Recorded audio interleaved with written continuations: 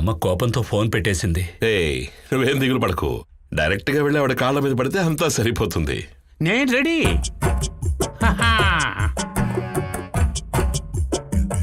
ఆ రోజు నిన్ను ఊరికే వదిలేస్తే ఈ రోజు నీ ఫ్రెండ్ తో పత్రికలో రాయిస్తున్నావా? అయితే ఈయనే కొబ్బరి చెట్టు ఎక్కిన మెంటల్.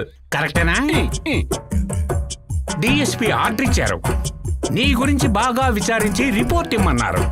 నిన్ను అరెస్ట్ చేసి లాకప్ లో వేసి మక్కల వెరక్కొట్టక ముందే రీటాకి సంబంధించిన విషయాలు ఎంత క్లియర్ గా నీకు ఎలా తెలిసాయో చెప్పు. రీటా చెప్పింది. ఓకే, అయితే రీటా ఎక్కడా?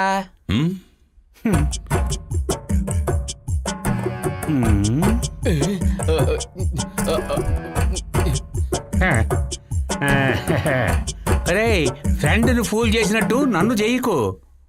రీటాని కిడ్నాప్ చేసి తన్ని టార్చర్ చేసి ఆమె దగ్గర నుంచి నిజాలు రాబట్టి అది పత్రికల్లో రాసి నువ్వు డబ్బులు సంపాదించేవని క్రిమినల్ కేసు పెట్టి నిన్ను లోపల తోస్తాను. అరెస్ట్ అయినా చేసుకో. అరెస్ట్ చేయాలంటే వారెంట్ కావాలి కదా. వారెంట్ కావాలి కదా. ఉందా? చూసి డాక్టర్ ఎవరు? Psychiatrist Sunny Joseph. నీకు కూడా పిచ్చా? మీకు ఇష్టమైన స్టైలే కదా సార్ ఇది. రే, పిచ్చోడువై ఉండి పిచ్చి పిచ్చి రాతలు పత్రికల్లో రాసి ప్రజల్ని మోసం చేస్తే లాకప్ లో వేసి ఎలక్ట్రికల్ షాక్ ఇచ్చి నిన్ను టార్చర్ పెడతాను రా. ఎలక్ట్రిక్ షాక్ ఈ మంత్రగాడు లొంగడు. ఇడు కొత్త పిచ్చాడు. ముగ్గురు పిచ్చోళ్ళే కనిపిస్తున్నారు. గోపి, ఈ పోలీసుడు ఒక ఆపరేషన్ చేసుకుని హాస్పిటల్లో అడ్మిట్ అయ్యాడు రా. ఏ ఆపరేషన్ అడుగు? Hydrocele operation. నీకెలా తెలిసింది? మరి రీటా డాక్టరే కదా. రీటానే నాతో చెప్పింది.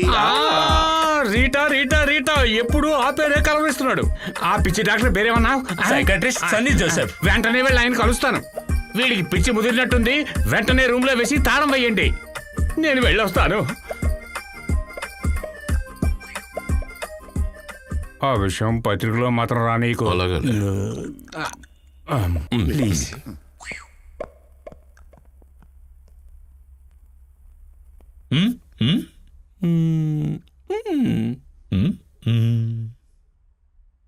ట్రీట్మెంట్ ఇవ్వకుండా వదిలేయడం వల్లే వాడు ఎంత గొడవ చేస్తున్నాడు. పోలీసులే వాడిని చూసి భయపడుతున్నారు. వాడు పిచ్చోడని ఒక సర్టిఫికెట్ మాకు ఇవ్వండి, ఆ తర్వాత వాడి సంగతి మేము చూసుకుంటాం. అతను ఇంకా నా పేషెంట్ అవ్వలేదు. నేనెలా సర్టిఫికెట్ ఇస్తాను? నేను రహస్యంగా చేయించుకున్న హైడ్రోసిల్ ఆపరేషన్ గురించి అందరితోనే చెప్తున్నాడు. ఎలాగా?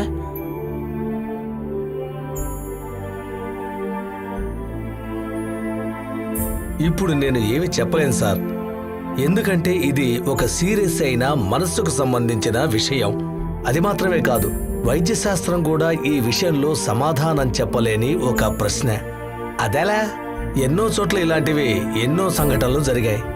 ఎన్నో స్పెషల్ సిచ్యువేషన్స్లో. ఉదాహరణకి సెకండ్ వరల్డ్ వార్లో పాల్గొన్న ఒక ఆర్మీ కెప్టెన్ రాసిన పుస్తకాన్ని నేను చదివాను.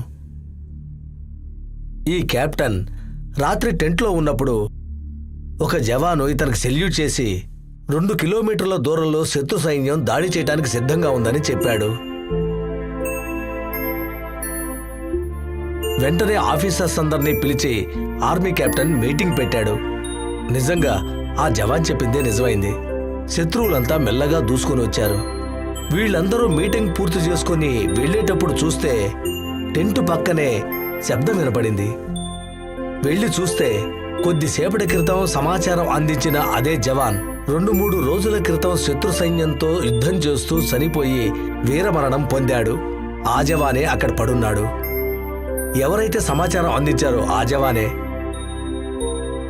అయితే ఆ చనిపోయినతనే టెంట్కొచ్చి సెల్యూట్ కొట్టి రహస్యాలు చెప్పాడా? అవును. శ్రీకుమార్ లాంటి గొప్పోడుంటే మా ఉద్యోగాలే ఊడిపోయేలా ఉన్నాయి. మా డిపార్ట్మెంట్లో కూడా. For more updates, like, comment, subscribe to our channel. Hey darlings, గంటని click చేయడం మర్చిపోకండి.